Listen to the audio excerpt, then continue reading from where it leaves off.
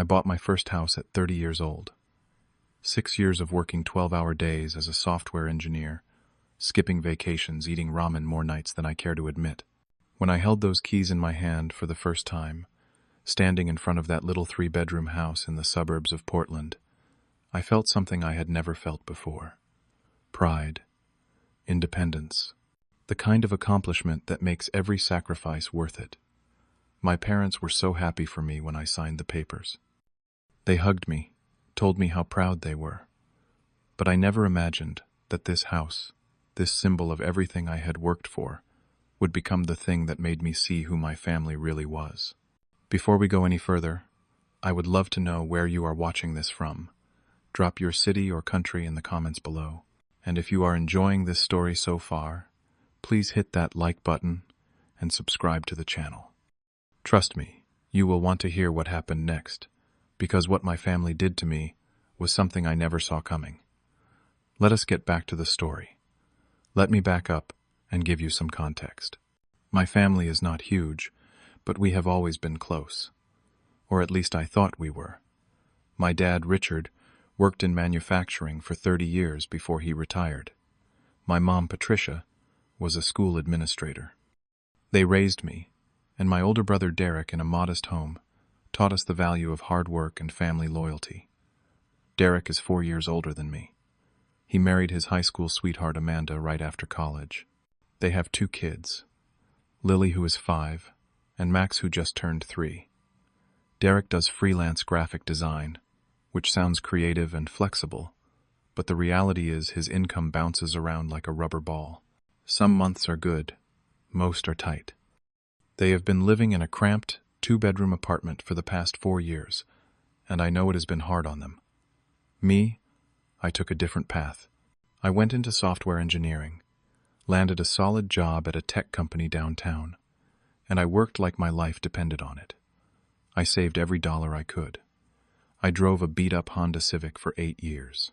I brought lunch to work in a brown paper bag while my coworkers ordered takeout. I shared apartments with roommates well into my late 20s. But I had a goal. I wanted to own a home. Not rent, not lease, but own. And after 6 years of grinding, I finally did it. I put down 20% on a 3-bedroom house in a quiet neighborhood outside Portland. The price was $380,000. I had a mortgage to pay every month, but that house was mine. My name was on the deed. That feeling was indescribable. 2 weeks after I moved in, I invited my whole family over for dinner. I wanted to celebrate with them, show them what I had accomplished. My parents came, and so did Derek with Amanda and the kids. At first, everything was wonderful. Mom brought a casserole, Dad grilled burgers on my new patio, and the kids ran around the backyard screaming with joy. Derek walked through every room, checking out the layout, nodding with what I thought was genuine happiness for me. After dinner, while Amanda and the kids played in the living room, Dad called me out to the back porch. He leaned against the railing, looking out at the yard. Then he turned to me with a serious expression. He said, "Jonas, you see how Derek is struggling, right? That apartment they are in is way too small. The kids do not even have their own rooms." I nodded, feeling sympathetic. I figured he just wanted to vent, or maybe ask if I knew of any affordable rentals nearby. But then he said something that caught me completely off guard. "What do you think about Derek moving in here? You have got 3 bedrooms.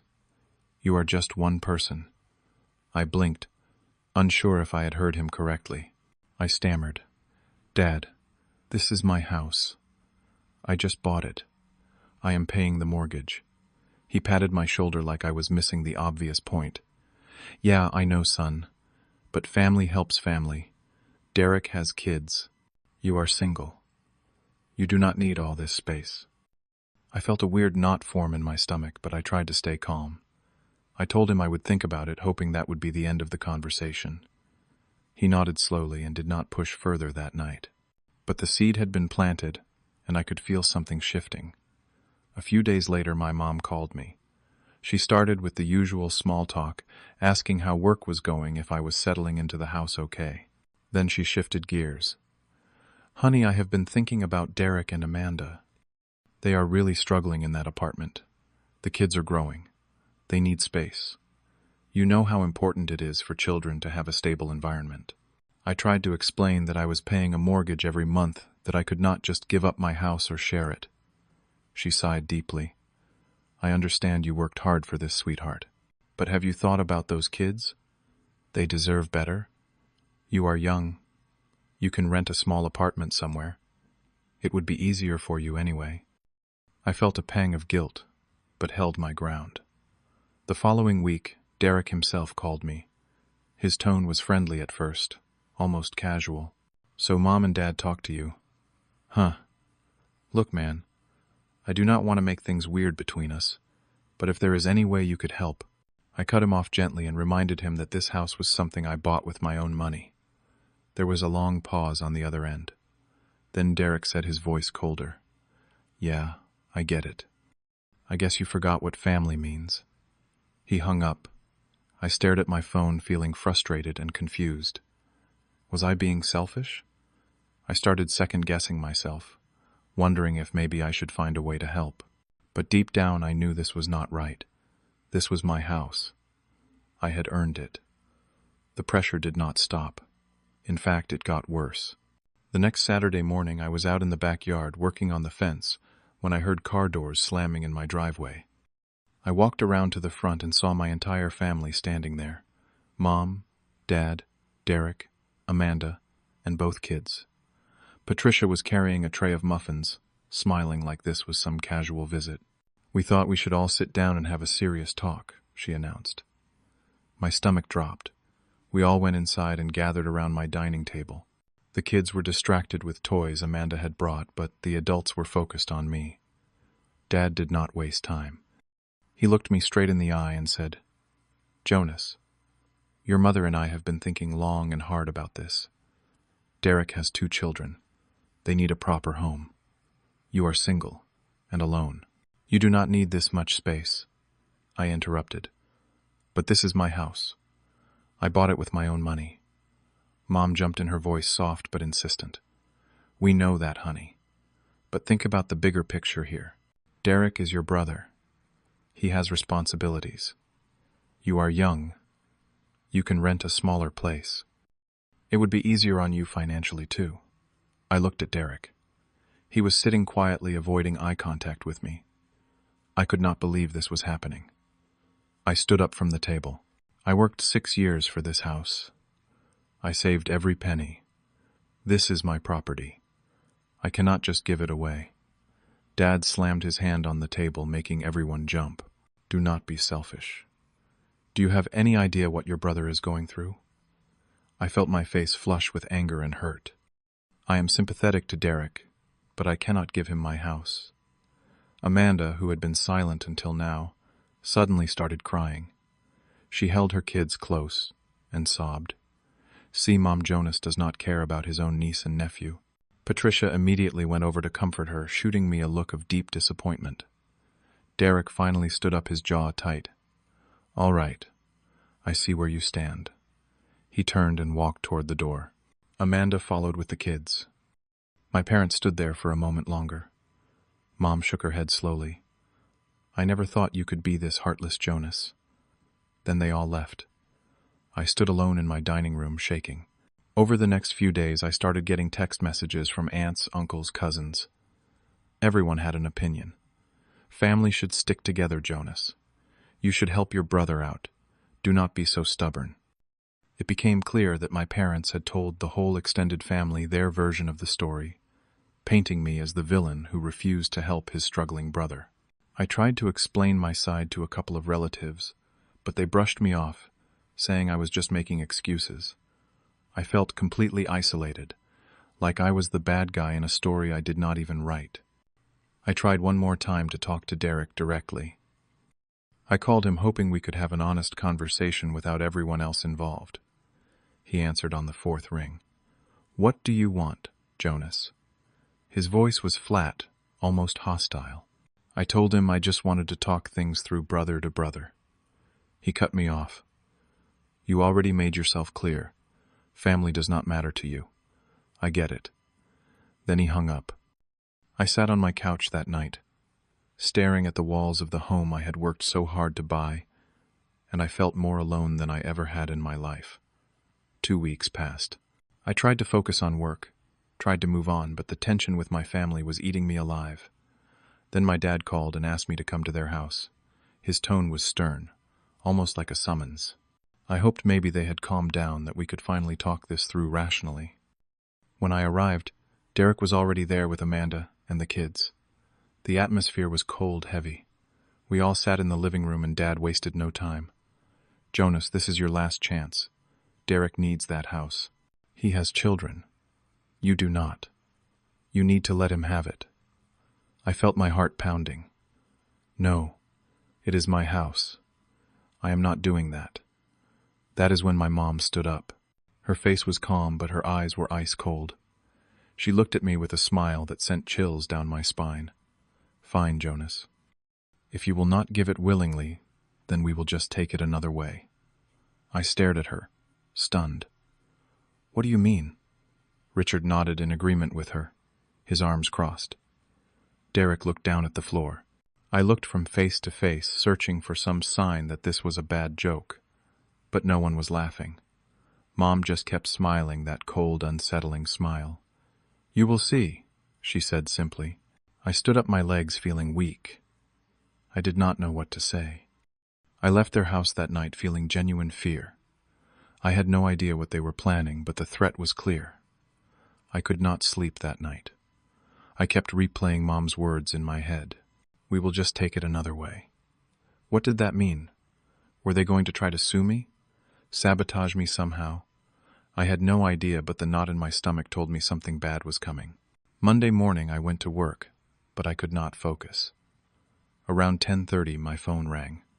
It was a number I did not recognize, but the area code was local. I answered. The voice on the other end was professional and calm. "Hello, is this Jonas Walker?" I confirmed. "This is David from First National Bank. I am calling to verify a request we received regarding the transfer of ownership of your property." My blood went cold. "What request?" David explained. That on Sunday, 2 people identifying themselves as Richard and Patricia Walker had come into the bank with documents. They claimed I had agreed to transfer ownership of my house to Derek Walker and wanted the bank to process the paperwork. They even brought what appeared to be my signature on a consent form. But the bank had a policy of verifying major transactions like this, and when they compared the signature on file with the one on the new documents, it did not match. That is why they were calling me. I felt like I could not breathe. "Are you telling me?" "My parents tried to forge my signature to steal my house." David cleared his throat. "We have retained copies of the documents they brought in. The signature does appear to be fraudulent. We rejected their request immediately.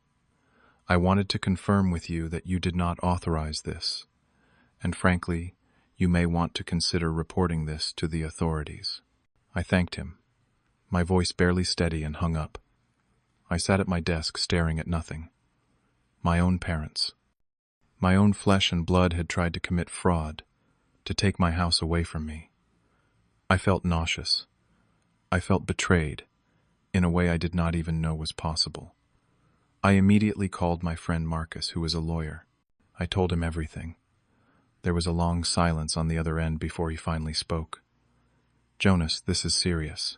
Forgery, fraud, attempted theft. These are criminal offenses. You need to protect yourself." He told me exactly what I needed to do. Go to the bank and get copies of the forged documents.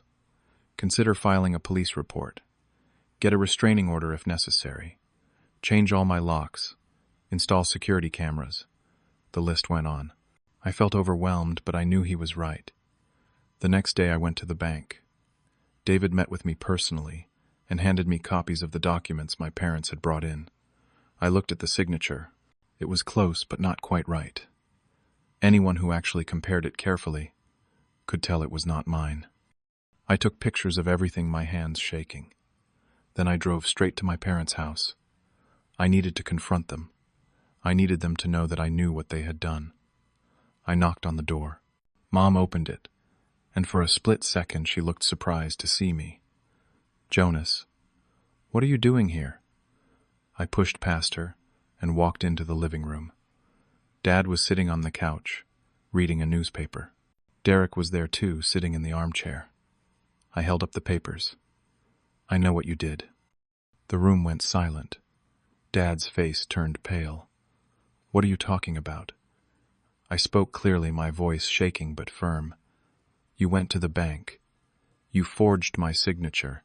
You tried to transfer ownership of my house to Derek. Nobody moved. Nobody spoke. Finally, Mom stammered, You do not understand. We were just trying to." I cut her off. "No, there is no excuse for this. What you did is fraud. It is illegal." Derek stood up. "What are you going to do, Jonas?" I looked him in the eye. "I already talked to my lawyer. I have every right to go to the police." Dad exploded. "You would send your own parents to jail." I felt tears sting my eyes, but I did not let them fall. "You tried to steal from me. You betrayed me. I am not going to let that slide." Mom started crying, but it felt manipulative now, not genuine. "We are family, Jonas. We were just trying to help Derek." I shook my head. "By committing a crime, no. That is not help. That is theft." I told them that if they came near my house again, if they contacted me again, if they tried anything else, I would go straight to the police. I left Marcus's business card on the table. "If you want to talk to me, go through my lawyer." Then I walked out. I heard my mother sobbing behind me, but I did not turn back. The next few days were a blur. I followed every piece of advice Marcus gave me. I had a locksmith come out and change every lock on every door. I installed security cameras at the front and back entrances. I talked to my neighbors, explained that I was having some family issues, and asked them to let me know if they saw my parents or Derek hanging around. I changed all my banking passwords, my email passwords, everything. I put fraud alerts on my credit reports. I was taking no chances. And slowly I started to feel a little bit safer. But emotionally I was wrecked. The people who were supposed to love me unconditionally had tried to take everything from me. The first few weeks after the confrontation were tough. I was constantly on edge, checking my security cameras every few hours, half expecting to see my parents or Derek lurking outside, but they never came. I heard through the grapevine, specifically from my Aunt Sarah, that my parents were furious. They were telling everyone in the extended family that I had betrayed them, that I had chosen a house over my own blood. A lot of relatives stopped talking to me, unfriended me on social media. I was officially the black sheep. But Sarah was different. She called me one evening and her voice was kind. "Jonas, honey, I heard the whole story from both sides. I just want you to know I understand. What your parents did was wrong." She told me that years ago, she had been in a similar situation where family members tried to take advantage of her financially, and it nearly destroyed her. She understood what it felt like to be guilted and manipulated by the people you loved most. Her words meant more to me than she probably realized. It reminded me that I was not crazy. I was not selfish. I was protecting myself. Over time, I started to rebuild my life. I threw myself into work, picked up some extra projects at the office. I started going hiking on weekends, something I had always wanted to do but never had time for. I joined a local hiking group and met some genuinely good people. One guy, Tyler, became a close friend. We grabbed beers after hikes and talked about life. One night, Tyler shared his own story about cutting ties with his toxic brother who had stolen money from him. He said something that stuck with me. Family is not always the people you are related to by blood. Family is the people who actually respect you, love you, and would never hurt you on purpose. That hit me hard. I realized that I had spent so long trying to be a good son and a good brother that I forgot to protect myself. I started seeing a therapist to work through the emotional damage. It helped more than I expected. My therapist told me that setting boundaries was not selfish. It was self-preservation. And that choosing myself over people who were trying to harm me was not only okay, it was necessary. Slowly, I began to heal. I redecorated my house, making it truly my own. I painted the living room, a warm gray bought furniture. I actually liked instead of just whatever was cheapest. I planted a vegetable garden in the backyard. Tomatoes, peppers, zucchini. Every time I watered those plants, I felt a little more grounded. This house was not just a structure anymore. It was proof that I could build something good for myself even when people tried to tear me down. I stopped checking my phone every 5 minutes, expecting angry messages. I stopped looking over my shoulder. I was moving forward. 6 months after everything went down, I was sitting on my back porch one Saturday morning with a cup of coffee. The sun was coming up. The garden was thriving, and I felt something I had not felt in a long time. Peace. I thought about my parents and Derek. I did not hate them. I was not even angry anymore. I just felt sad. Sad that it had come to this. Sad that they valued a house more than they valued me. Sad that they were willing to commit a crime instead of respecting my boundaries. But I also realized something important. I had done the right thing. I had protected what was mine. I had stood up for myself when everyone else told me I should just give in. The truth is, life taught me a hard lesson. Sometimes the people who are supposed to love you the most are the ones who hurt you the deepest. And when that happens, you have to make a choice. You can let them take everything from you, or you can stand your ground. I chose to stand. I chose me, and I do not regret it for a second. This house represents more than just walls and a roof. It represents every hour I worked, every sacrifice I made, every dream I had, and no one, not even family, has the right to take that away. I learned that protecting yourself is not selfish. It is survival. It is dignity. It is knowing your worth. I still think about my parents sometimes. I wonder if they ever realized what they did was wrong. I wonder if they miss me. But I do not reach out. I do not apologize, because I have nothing to apologize for. I built a life I am proud of. I surrounded myself with people who genuinely care about me. And I learned that saying no, even to family, is sometimes the most loving thing you can do for yourself. I look at the keys to my house sitting on the table next to me. I pick them up and feel their weight in my hand. Maybe my definition of family has changed, but my definition of home never will. This is mine. I earned it, and I will protect it. That is the lesson I carry with me every single day. You deserve what you work for, and you do not owe anyone, not even family, the right to take it from you. So what about you? Have you ever been in a situation where family expected you to give up something you worked hard for? Or maybe you had to set boundaries with people you loved. I would love to hear your story in the comments below. Drop your thoughts, your experiences, and let us support each other. And if this story resonated with you, please hit that like button.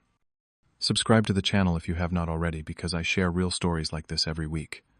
Share this video with someone who might need to hear it. Maybe someone who is struggling with family pressure right now. They need to know they are not alone. Thank you so much for watching. And remember, standing up for yourself is not selfish. It is necessary. Take care of yourselves out there, and I will see you in the next one.